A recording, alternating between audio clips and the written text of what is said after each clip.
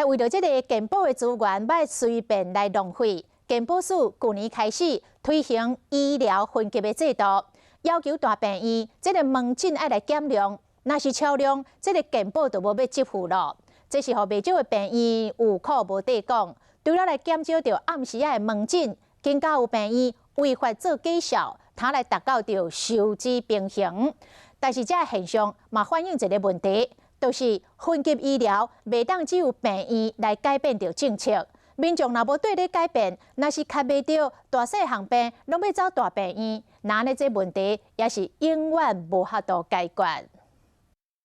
无论是看感冒，也是提血液药啊，好用的健保制度，互民众大病小病拢去大病院。为着要落实医疗分级，健保署去年开始对病院下手，要求门诊逐档减量2%，若是超过看诊量，健保就无给付。有病院是感觉真困扰，特别3间门诊，阁无法度摆解病患的情况。健保署早出台北，联合病院门诊的诊察费异常，但是这只是一个缩影，但讲所有大病院拢面临相同的困境。民众目前还是比较信任大医院的治疗的一个情况之下，我们短期之间